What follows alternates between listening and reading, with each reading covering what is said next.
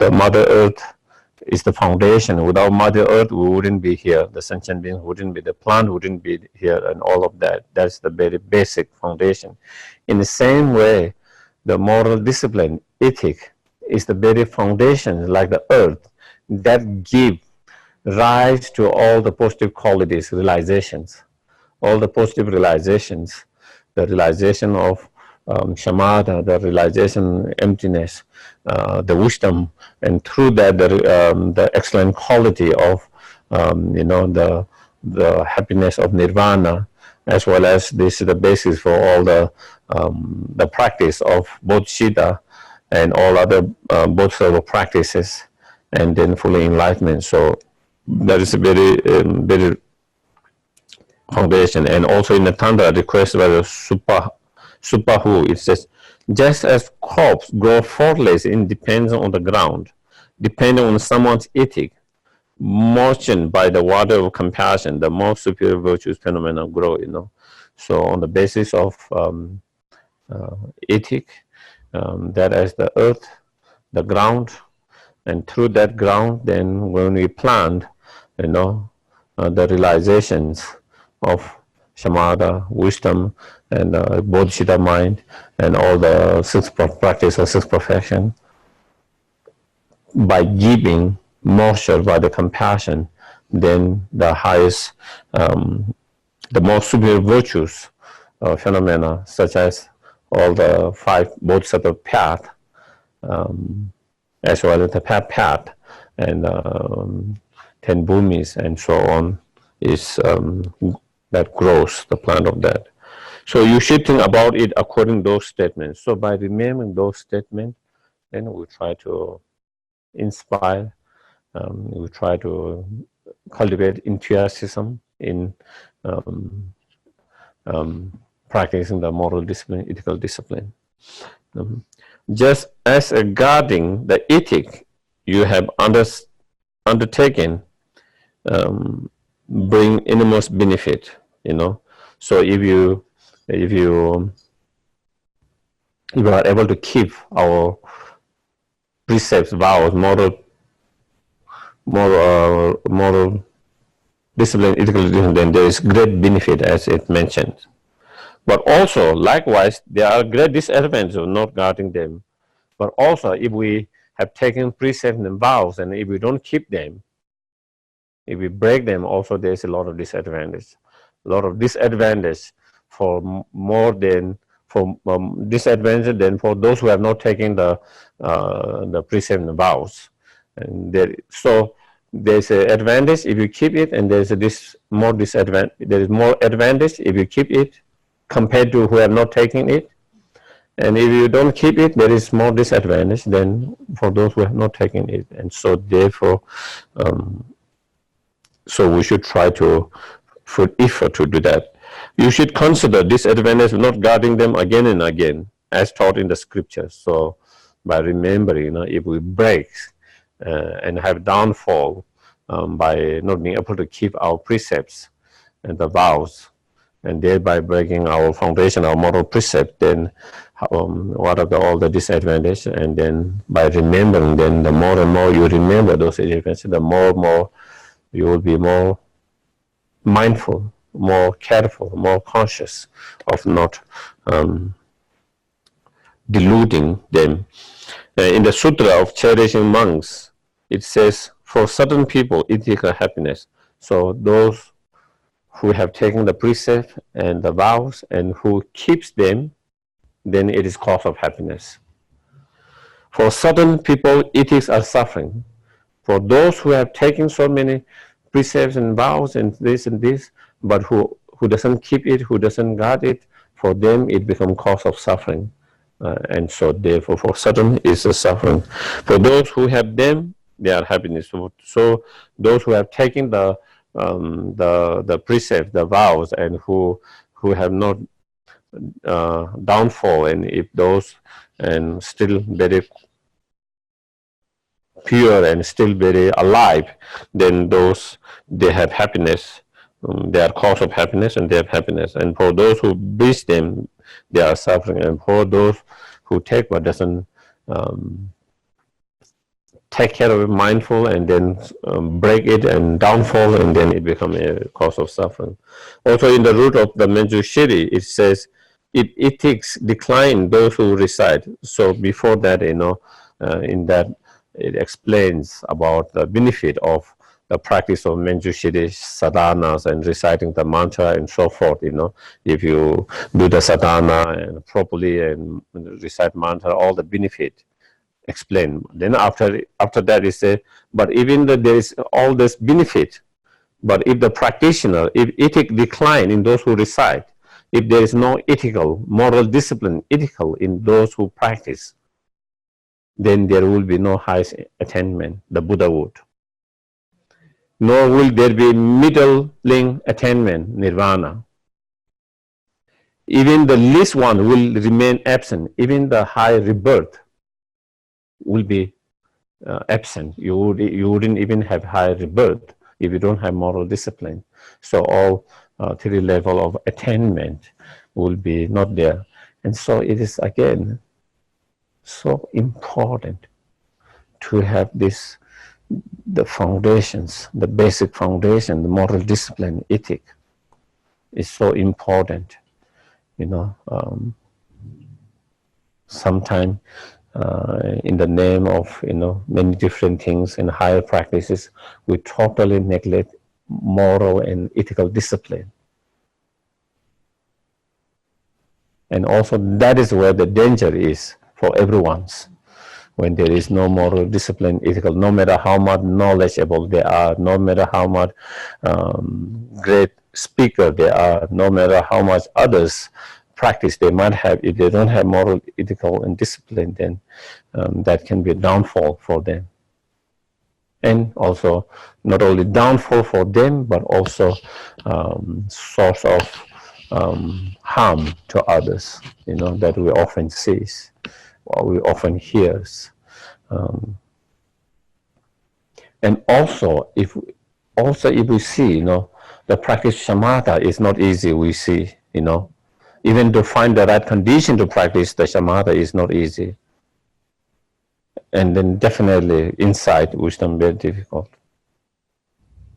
And even bodhisattva is not easy. But at least moral discipline, ethical, is least difficult. It is almost in your hand, something you can practice immediately. And that is something we should try to apply. Sometimes there is something you already, that you can practice immediately, we ignore them, and then we try to look for something higher, which is beyond your kind of reach at the moment. And so therefore we are neither here, neither here. Do you get it? Neither here, neither here. And so, Lama Tsongkhapa, again, you can see he emphasized very strongly on moral ethic and discipline. Also, at his time, one of the things he did a lot, great benefit to the Buddhism in Tibet at that time is also because at that time the ethic and moral discipline was very much declined, and again, and it was very important for the survival of the Dharma. One of the reasons why the Dharma disappeared in India, His Holiness mentioned, that he saw one book, I think written by one of the Indian scholars, and he gave three main reasons why Buddhism kind of declined and kind of disappeared in India. One, definitely in certain time there was inventions by the Mughals and destroy a lot of the monasteries and kill a lot of the monks, and that at certain time that has one of the reason, one of the big impact is that. Another impact was the monks and nuns who are supposed to be holding the Dharma and the Vinaya. They were not, their ethic and moral were declining. People lost trust, just like that we see in others as well, and thirdly, the practice of tantric becomes so overly common, instead of being a practice for those who have good foundations of the sutra. On the basis of that good foundation sutra, then if you practice, then it will not be misused. But then without good foundations, in the name of tantra, people are misusing it for very different things, and so all of those contributed for the decline in the Dharma. And so definitely, so the moral discipline, ethical discipline is so important. So then the king of sages did not teach, the king of saying Buddha, mantra or attainment, tantric attainment for those of loose ethic. So, those who doesn't have moral discipline ethic, the Buddha said they wouldn't have the attainment of the tantric attainments. Nor is the place or direction to go to the city of nirvana. Neither one can achieve liberation nirvana if you don't have the basic practice of ethic, if you don't have good ethic, moral discipline. How could there be in such bad children any attainment of mantra at all? So here referring bad children, here referring those who does not keep their moral or ethical discipline. And for those who disregard ethic, how could there be fortunate rebirth and not even high rebirth? If they do not take high rebirth and nor partake the highest bliss, of nirvana or fully enlightenment, what need to mention that accomplishing the mantra, that victorious. So in Tantra, of course, they talk about, achieving the Buddhahood in short time and quickly, easy, all of that. But all this is possible if you have all the basic foundations. And among many foundations, such as the renunciation, the bodhisattva mind, the wisdom, the ethic, moral discipline is one of the very core foundation for that. And so, and also here it says, how if we practice the moral discipline ethic by keeping our precepts and vows in difficult time, in degenerating time, how it is even more benefit. So in the Kingdom of Consciousness, the training that I taught to those who wear the laity gray apparel. So basically it's saying, like the 5 vows for the lay practitioners, the Buddha. So the 5 vows for the lay practitioners. Even the monks who are fully ordained will not have those teaching at that time. And he said, in degenerated time, there come a time, even those who have taken full ordinations, they would not even have the vows that have lay people's vows, such as 5 vows, or even one of them. That could be a time. And there is a prediction when it degenerates, where it become Dharma just become a only scriptural, no experiential, and so when it becomes just a spiritual, no experiential, then when people, even those who have taken the vows, such as ordination, it doesn't mean much, they don't keep those vows, and so it can be happen. It is. And so when that happens, then in those such time, it's saying, at that time, Lama Tsongkhapa saying, when according to the statements that mentioned before, the already complete guidance of the 5 bases of training for the lay practitioner taught by the holders of the vows is not present even in fully ordained monks, starting at the training especially, and have more effect. So therefore, in this time, if we put effort to keep the precept and vows and to practice a moral discipline, ethical discipline, is even more stronger, effective, more beneficial in this time than when it is easy in old times, when people are more spiritual.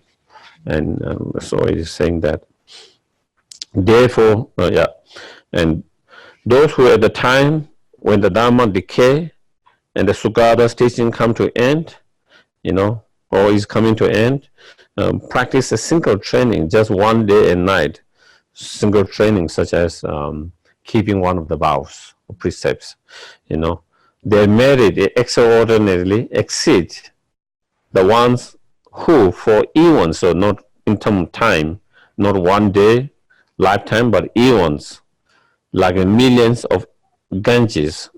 You cannot kind of count the cent grain of the Ganges is millions and millions cent grain, and with a clear mind and with a good intention, motivation, a clear mind, honor billions of trillions Buddhas with the food, drink, petals of banners and garland of light. So you can imagine for countless Buddhas and Bodhisattvas with a good heart, if you make offerings, with a good heart, how much merit and positive karma you create. But in those difficult degenerate times, keeping one vows purely is even more, you create even more merit, even more virtues than that. And so it's unbelievable, unbelievable, unbelievable, unbelievable, unbelievable. As Lama Sopa will say.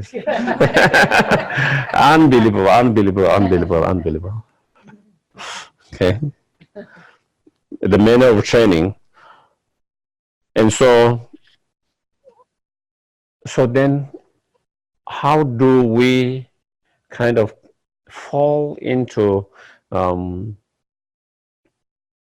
breaking and downfall and defect of our precept and vows and moral discipline, ethical discipline, and so how can we stop from that being, from how can we stop from not being able to practice the moral discipline, ethical discipline purely? How can we stop from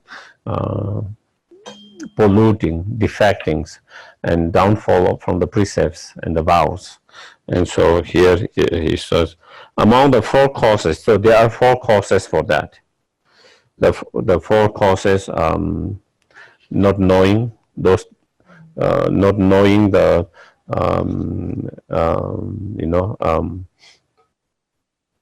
not knowing, not remembering, and not knowing, mainly not knowing the vows, the precept that whatever, how many evil precept vows that we have taken, and then being careless, not remembering and mindful and being careless, and then being disrespectful to the and then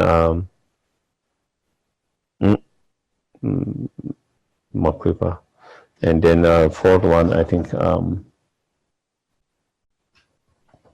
and due to too many afflictive emotions, and too strong and too many afflictive emotions.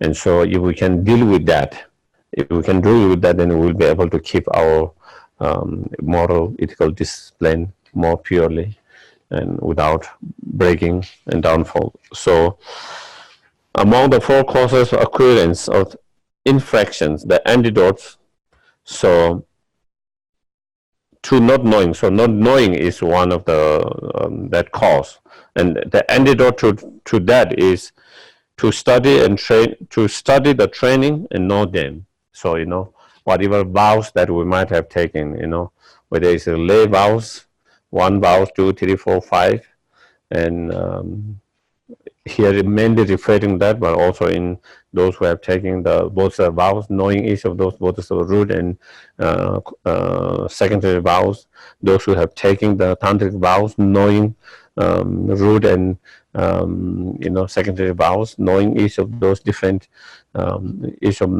so studying about them, because a lot of time, even when we have breaking them downfall, we don't know, even we have breaking it because we don't know what we have broke, because we don't know. And same thing even for the basic, even if someone who hasn't taken any kind of precepts or vows, knowing what is the 10 non-virtuous actions and what are the 10 virtuous actions, and so that we can refrain from engaging in 10 non-virtuous actions, so you can engage in 10 virtuous actions.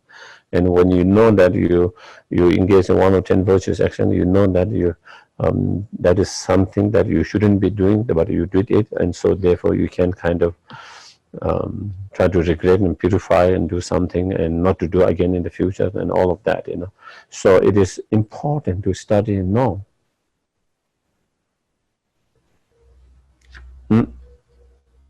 And there are so many people who have taken all kind of commitments and vows and that, and they don't know, even though maybe they are breaking every day, they don't know they are breaking them because they are not aware of what are there.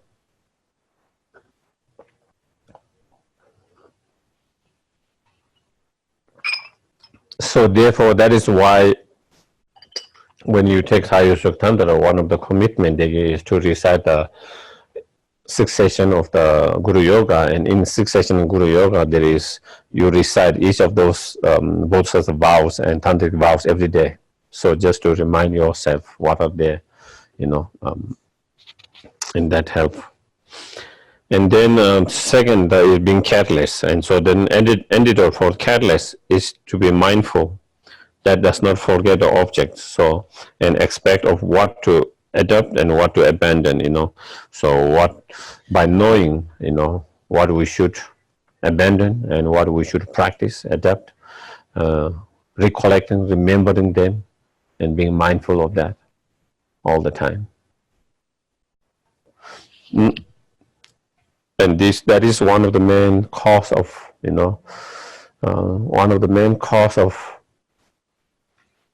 breaking our vows, precepts, not being able to keep our moral discipline.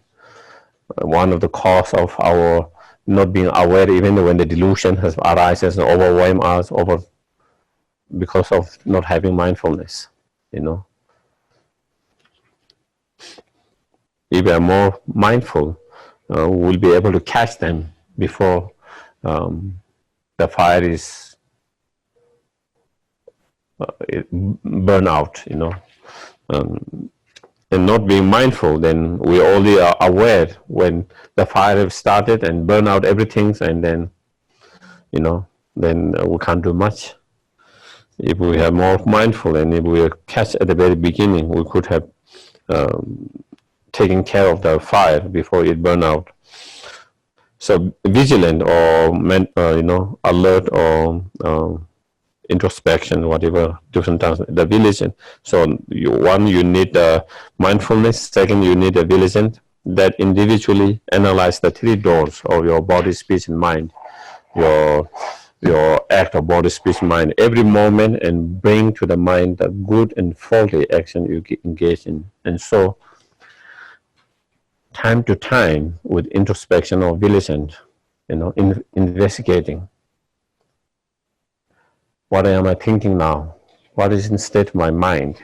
Am I having a positive thought or am I having a negative thought? And time to time, if possible, every day, every moment, analyzing what is my speech? Am I engaging in something beneficial speech, or am I engaging in something unhealthy speech? And also investigating in our physical actions. Am I engaged in something harmful, beneficial, non-beneficial? Am I breaking any of the precepts, any of the vows? Am I going against any of the moral, ethical discipline? Or am I, and so remembering, and so investigating, analyzing with the introspection mind or vigilance time to time, and then being mindful of your body, speech, and mind all the time. And that is one of the main practice of the Dharma. I think Geshe Begunchen, he used to be a very famous bandit or robber, and then he changed his mind and he started to practice, and then of course many funny stories and the way he dealt with the delusion I won't go in, but then in one of his he said, I have no other job. I have only one job. The job is at the door of my mind, guarding my mind with the two spears of mindfulness and introspections, guarding from the delusions, the enemy of delusions. Whenever these defilements, delusions become active, I will be also more active. When they are less active, I will relax more. And there is no other practice, no other job for me than to do that. And I think that is one of the things always watching your mind and your actions, you know. Mm. And then another practice is to kind of shame. I don't know whether the shame, maybe whether it has the same meaning that in Western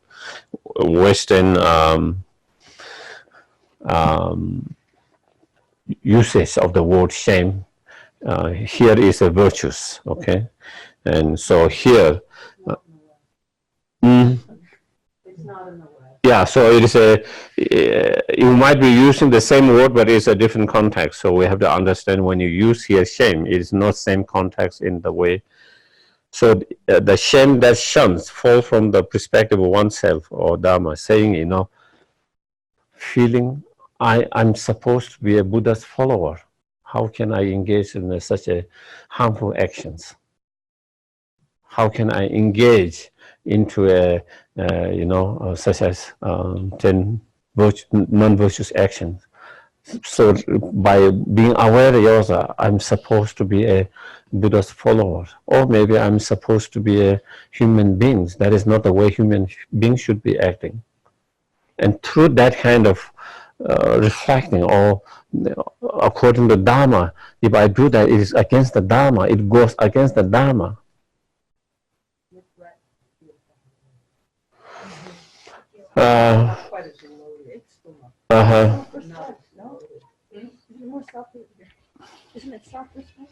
Well, in Tibetan it is a mota, and it is the same. Because you've betrayed your own principles. Oh, hi. So regret might be a better choice of words rather than shame, because regret has a sense of disappointment in oneself without making you a bad person. And then the embarrassment that shuns fall, thinking that other will criticize you, and then also, if I engage into such harmful actions, if I engage in 10 non-virtuous actions, or break those precepts and vows, people will talk bad about me and criticize about that, this and that. Through that, again, due to being aware of that, again, trying to refrain from that is another way of doing it. Yes? The only question with God is like, what's going on in Sri Lanka and Burma? We see Buddhist monks just going nuts. And I'm just wondering, like, have they forgotten their vows? I mean, I'm sure you don't know, but it's something that comes up sporadically. I mean, they're rampaging, and encouraging bad conduct. I just wonder. I know His Holiness has tried to intervene. I know that he's spoken about that, but it's sad. The lack of sense of shame. Yeah. Yeah, they lack a sense of shame. So we can see what happens when you don't have that. Yeah. Well, again, as you put it, I really don't know. One thing also we have to be aware is, like in every spiritual path, every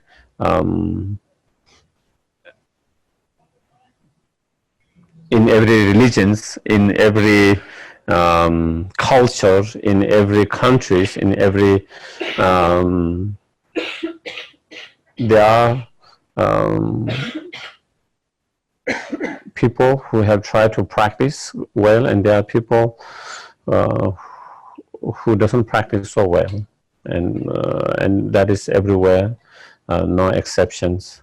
Even though the message of the Buddha has always been non-violence, compassion, and that, but still people struggles. Different people struggles to do that, and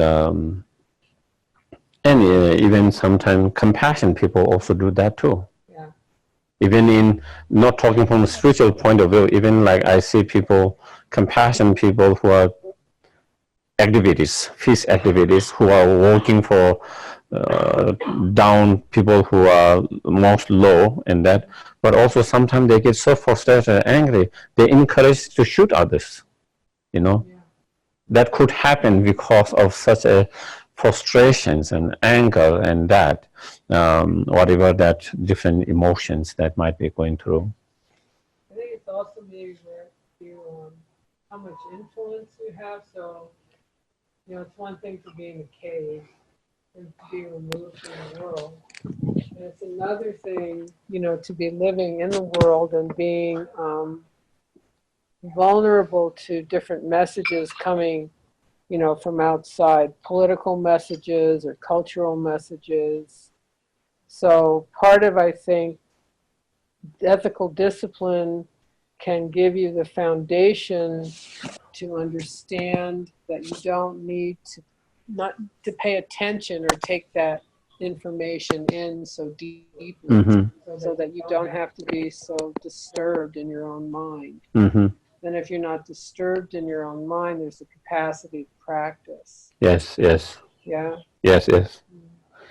And also one thing I wanted to also say is, you know, sometimes you see the media and the way it's presented, it's all the monks are bad there.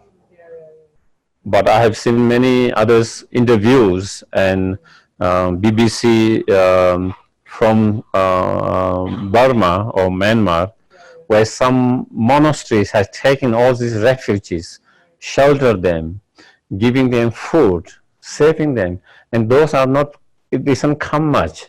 And so there are monks, like in every, especially there was one monk, you know, one particular monk, young monk,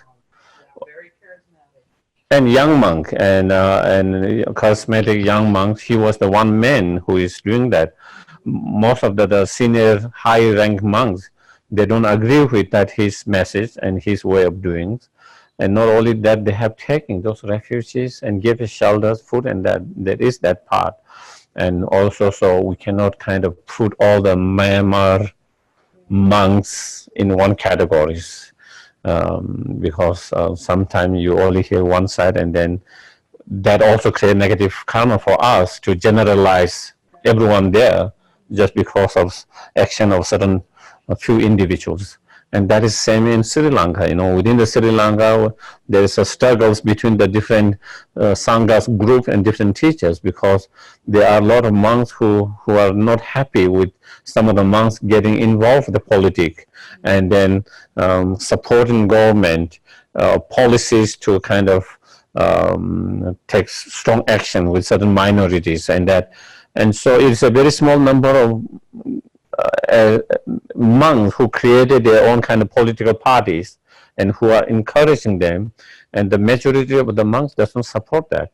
And but then so there is that part, definitely those are it truly shows they are liking in their practice, but we also couldn't generalize all of them. That would be also bad negative karma for us too, because that is not the case. Yeah.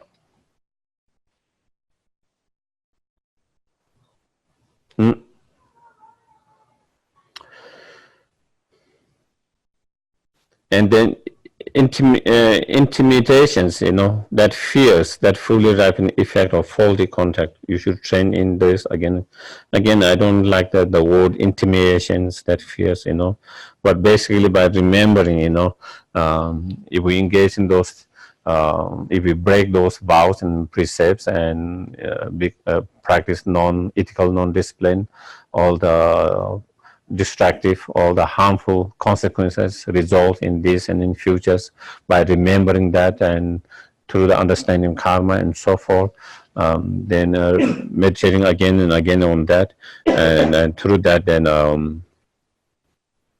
we try to kind of stop doing that.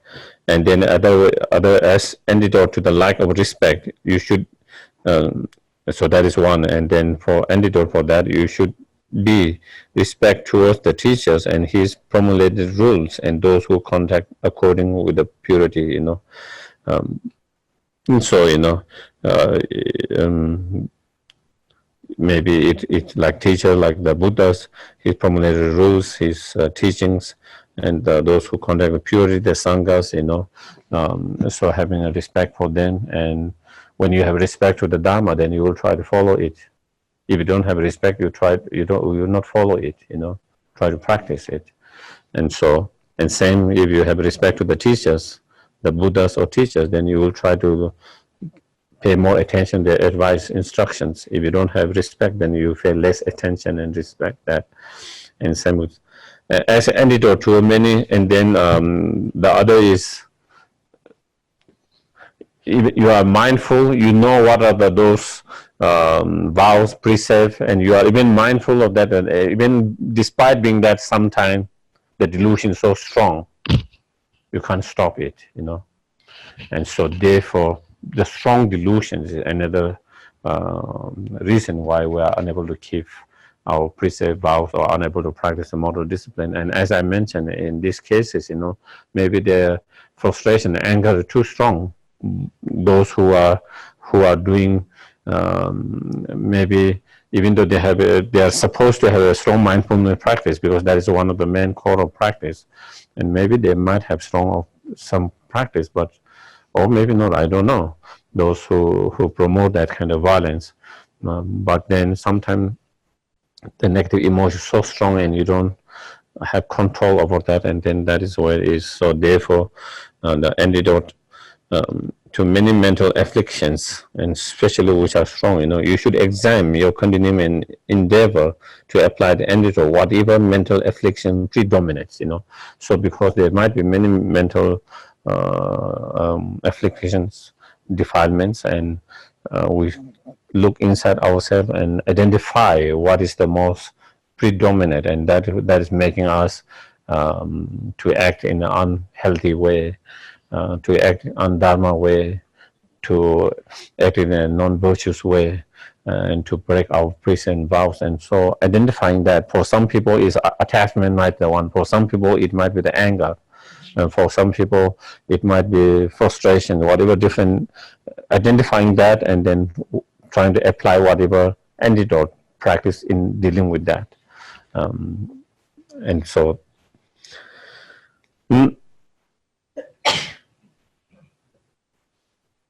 why we shouldn't be careless even for a very subtle and tiny vows, breaking of the vows. So if without putting effort into this, you commit even a minor, not a big one, the minor transgression, and think it is small mistake, this engagement in careless with respect to formulated rules will only obtain suffering for you, because it says in the exercises of the discipline, not only because it says it in that sutra, but it is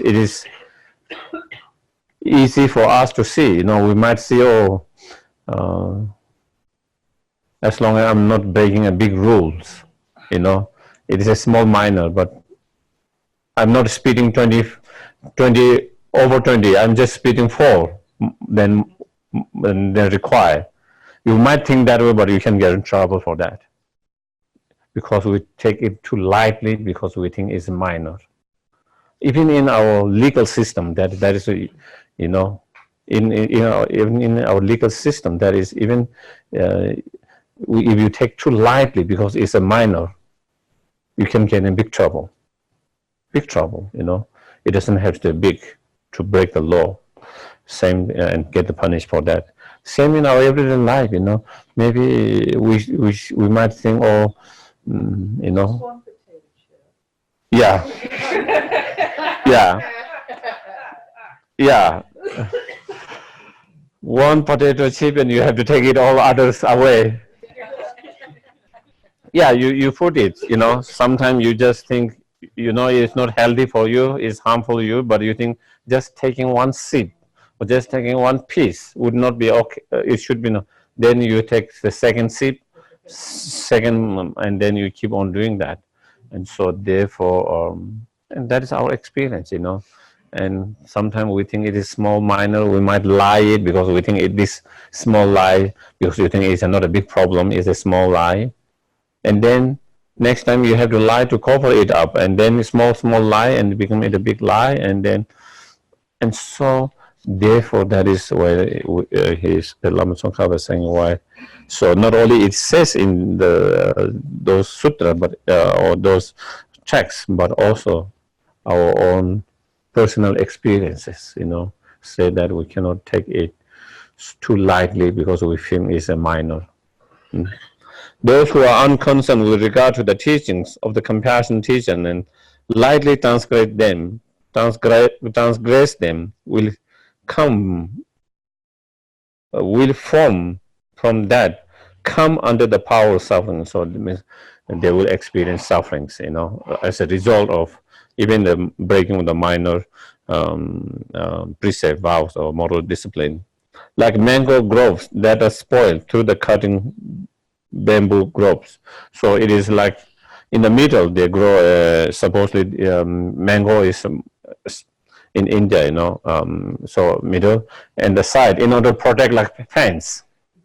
You know, you grow the bananas grove, you know. So the main fruit is in the middle, the mango groves, in order to protect them from the animals coming. So you have the fence of the is bamboo, bamboo groves. And so if you cut the bamboo, then definitely animal will come and eat whatever mango. And so in the same way, you know, the precept, the vows, the moral discipline is like the protections, the boundary, the fence that protects us from engaging in a very lot of negative karma that bring huge harm and suffering to others and oneself. Though some here translate the royal degree of the king, and that if it is not often, do not get punished at all. So here is saying, and if someone breaks a law of the countries, he or she might not be caught up by the law, and he or she might not be punished or get the consequences of that, you know. But here he is saying, if they translate the Buddha's words improperly, they will migrate to the basis like the Naga Elapatara. So here is saying, you know, if we break the vows, the precept, or moral discipline, if we don't practice moral discipline and engage in the non-virtuous actions, and then as a result, you will definitely experience suffering, and in some cases you can be born as a Naga. So here it is an example of this particular Naga. I don't remember the whole story. There is one story of a monk calling all bad nicknames for all the monks, and then as a consequences have this Nagas with almost like 18 trees, you know, suffering so much. And there was another story, whether it was related to that, I'm not sure, or there is a story where a child who wanted to go to the sea to engage in the business, you know, and his father died in the sea. His mother didn't want him to go, and so the mother was trying to, when he wanted to go, the mother was holding and not allowing him to go, because she didn't want to lose her, because she lost her husband that way. But the boy so desperately wanted to go, and then you know, he said bad things, and then I think he put his feet on her mom's head or something, and so, and whether there is story of that and then the consequences of that. So I'm not so sure whether it's one of those two stories. I think it might have been the nickname. So anyway, so that is, even though those are minor transgressions, it's not like killing someone, but still that can have a strong result as suffering. Now, therefore, you should put effort into not being stained by the faults and infractions, such a downfall. But if you are nevertheless, due to not being mindful, or due to not having an introspection mind, or due to the delusion being too strong, whatever, and through that, if you have been stained by them, you should not leave it at that indifferently, but put into undoing the downfall or bad action has been taught. And so, trying to purify as soon as possible, in some of the Vinayas, then there are certain ceremonies that you need to engage into, according to what downfall are, according to that. And of course, also similarly, if you need to retake them, the vows, retake them, renew them, and then try to purify through the four opponent power that we already spoke about, trying to practice the four opponent power, and through that, trying to purify immediately as soon as possible when you recognize we have breaking, diluted, downfall, one of those, and try to purify immediately as soon as possible, and trying to renew them as soon as possible, and so on. If such guardings or morality is for those who hold the vows of individual liberations, it is also similar in the case of mantra, because it says in Tantra requested by the Supahu. So it says keeping your moral discipline pure is not only important for those who have the vows,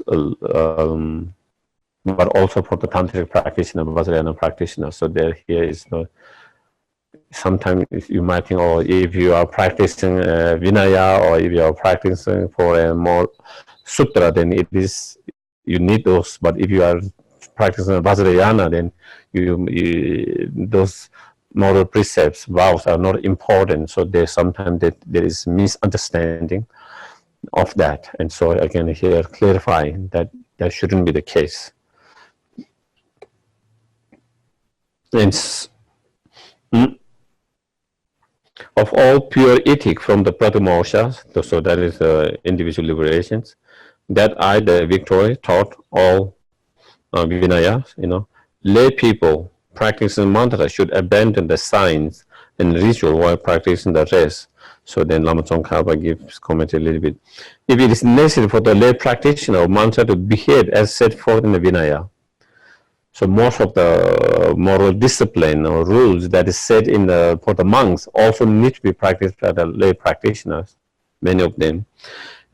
Therefore, except for those which pretend to the signs of ordination and some part of ritual actions, such as the lay practitioner doesn't have to cut their hair, they don't have to wear these particular robes and all of that. There are certain things that that's specific for the Vinaya and for the monks, but otherwise most of the precept discipline is more or the same. It's not hurting others through body, speech, and mind. Referring 10 on virtuous action, and in relation to that, many of the vows are in relation to that, and so therefore such practice, should be practiced by even the lay practitioners of the Vajrayana. So therefore, what need is there to mention ordained practitioner of mantra? So he is saying the ordained practitioner of Vajrayana, there's no need to talk about that. You should practice those precept rules that is taught in the Vinaya as the foundations.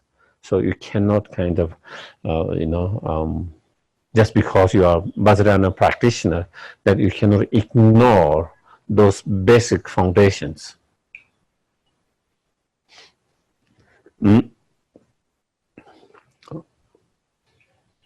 Because those basic foundations are the crucial and important.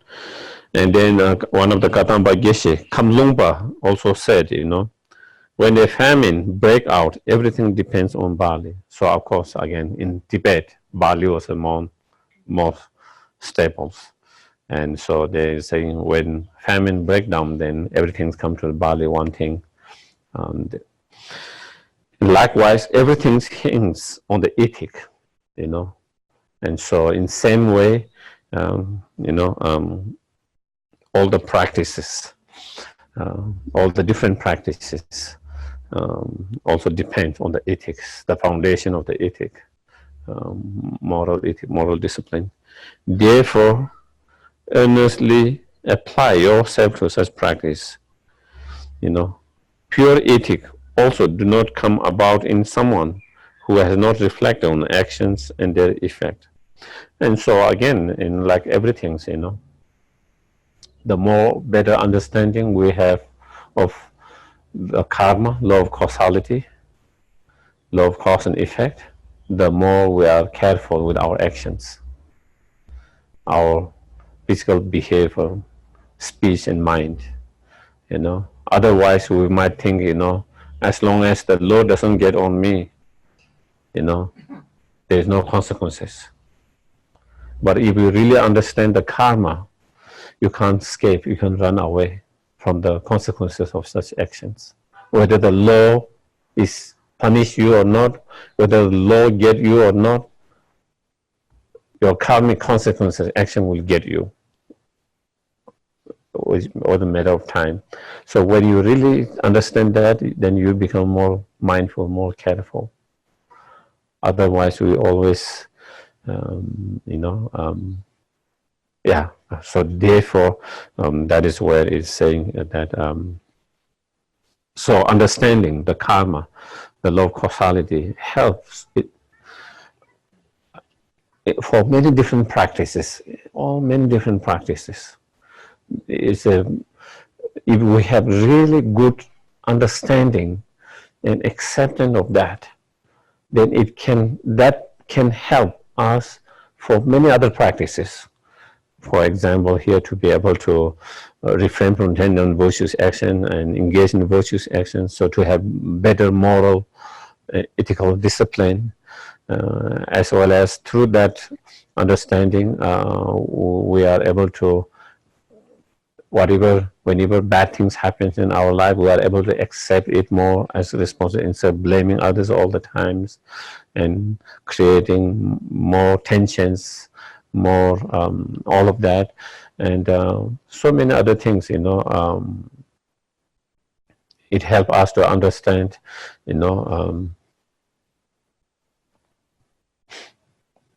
what is to be abandoned and what is to practice and all of that, and so many other practices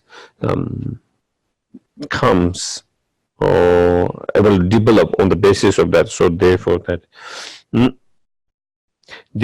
it is an essential instructions to reflect on them is very important, essential.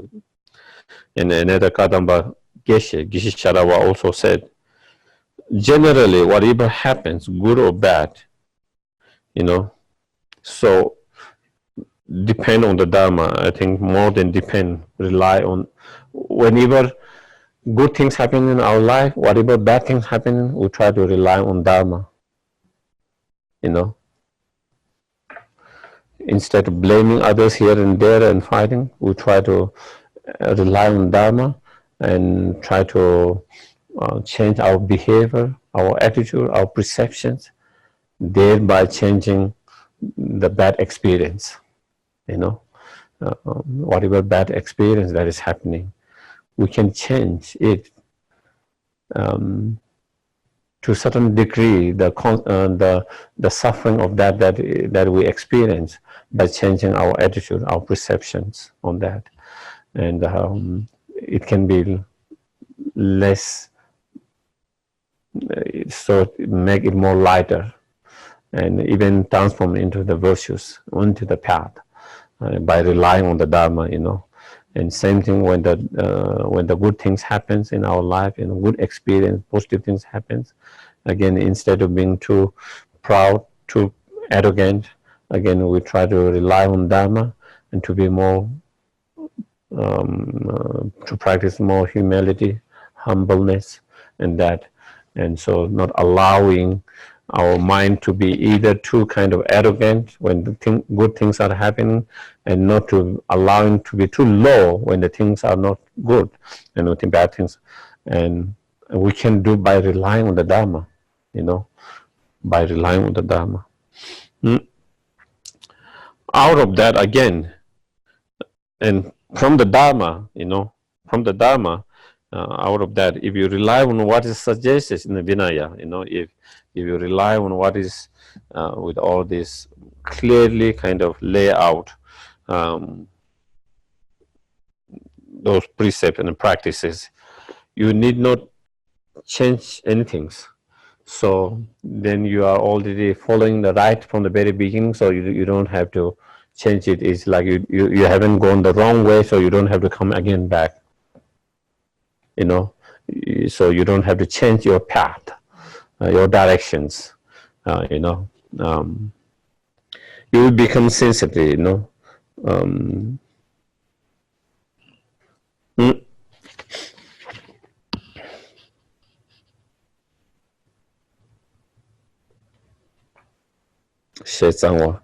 I think your mind will be more clear, and because you are not stained by those downfall or pollutions, and withstand investigations, and even someone investigate you with your life throughout, you have confidence. They cannot find much fault, because the way you live, because you haven't lied, because you have all of that, so you have confidence to withstand investigation by anyone. If we have broken that, if we don't live, then we cannot have that confidence to withstand investigations, and so then you have less fear, you have less fear of, you are not fear, anyone can investigate my life, and there is nothing that you can find anything wrong with that, if you have lived that with that kind of pure moral precepts, and then of course you enjoy the practice, and in the end you have a good result, good end, in the good result, good result in this life, good result in the future, high rebirth, liberation, and fully enlightenment, all the different level of the good result, starting from now. And then the Geshe Sherab, also said, many people rely on Vinaya and miss out Tantra, or rely on mantra and miss out the Vinaya. So in those time, and still it happens still now, Here he's talking, Domdemba is the main disciple Lama Atisha, so it's around 10, 11 centuries. Again, Buddhism came in Tibet around 7, 8 centuries, and it took many centuries to establish. And then there was one king who was against the Buddhism, King Langdama, and during his reigns, and after then Buddhism was kind of totally destroyed and declined for many years. And when in those decline time, then some fake teachers came, and because there wasn't really qualified teacher over so many decades of not having access to Dharma, so then after slowly, when there was more freedom to practice, then there was many fake teachers, and then misuses, and then that is where, in the name of Vajrayana, they totally ignore all this,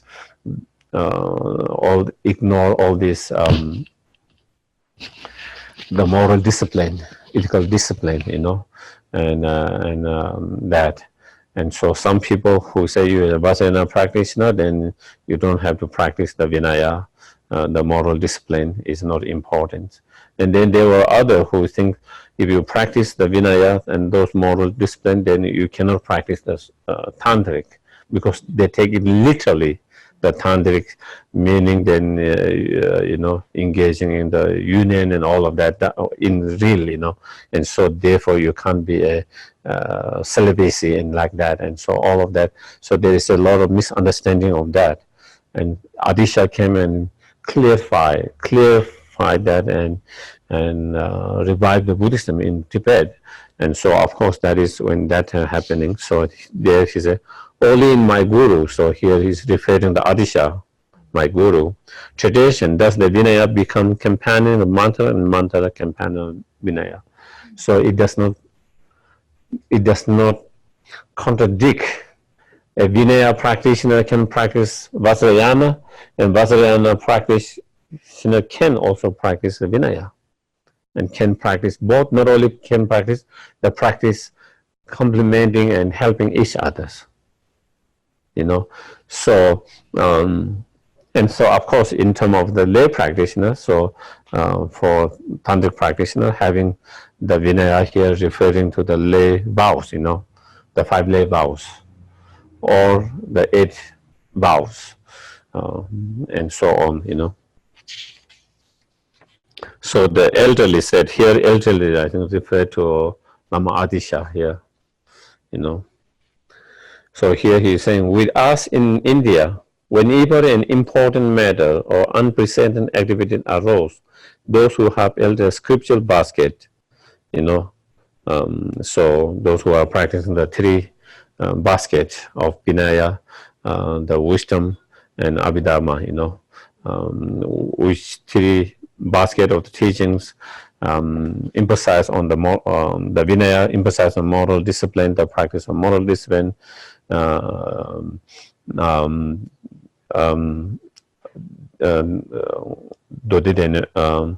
basket of the sutra emphasize on the practice of shamatha and other method practices, and the Abhidharma emphasize on the wisdom. So 3 higher training, in relation to 3 higher training, then 3 basket of spiritual practice.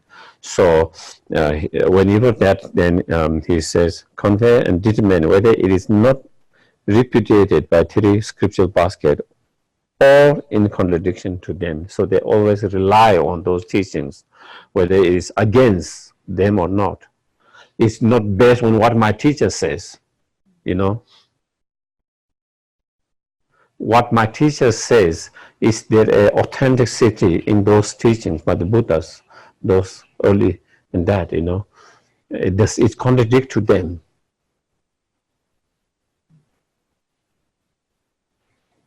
And upon it is proceeded. And so whatever decision they take, then they rely on that. And according to that, does it contradict to any of them? And this through that, then they make a decisions of something, new things happen, new activity, and so all the decisions are made on that. And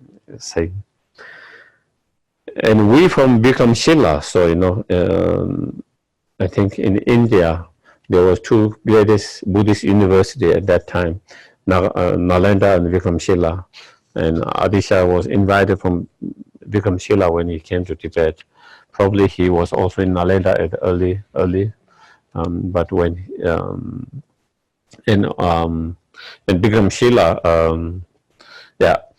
and so we from the Bikram Shila then had the task to examine whether it has been rejected by bodhisattva behavior or in contradiction to it.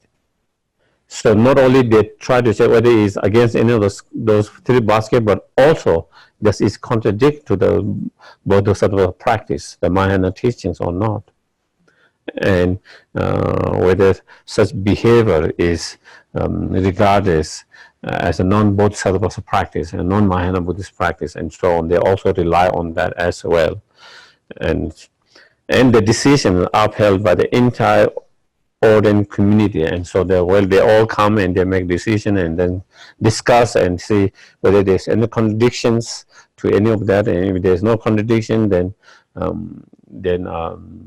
they make decisions that is okay to do or not okay to do, whatever.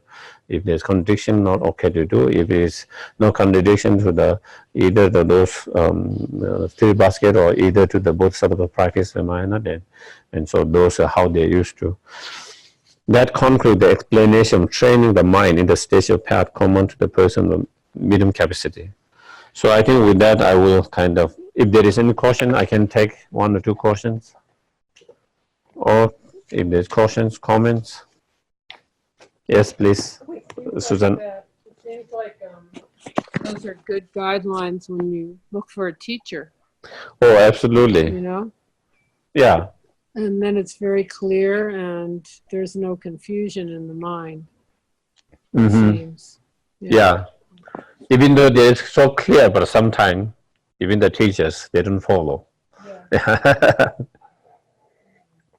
Some teachers, I think maybe they might not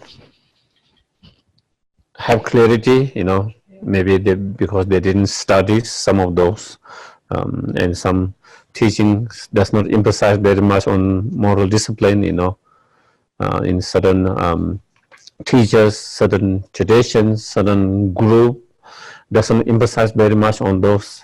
And some traditions, some teachers, certain group emphasize much more on that. And so if you don't emphasize very much on that, then there is more likely those who are trained in that, not aware of that. And then and there is one problem with that. There's more likely to have more problem in that. But those who are trained in that, even though they are aware of those, but still there will be some individual who have problem, unable to keep it because maybe their attachment delusion too strong. Their attractions and attachments are too strong. They cannot resist it, even though they know it's against their precept, against their vows. Unable to resist it, and then engage into such behavior, and sometimes maybe their anger, frustration too strong. Even though they know that they shouldn't using a harsh word and being a very mean, whether physically beating up or verbally kind of hurting, but then sometimes they cannot stop in that moment and they engage in that and they break their, and so many reasons why we are unable to keep, and in some is not knowing, and then not only not knowing, then there is a delusion, then they're more likely to have happened. But also those is not knowing, but the delusion too strong or not mindful. And so there can be definitely, so I think absolutely, I think those guidelines are something that everyone has to study, whether it's teacher, non-teachers, especially teacher, definitely. There's no doubt about that. They have more responsibility than others. There's no doubt about that. But again, you often see also even those who are aware of those, even those who have studied, sometimes you find them also. Then you can also have compassion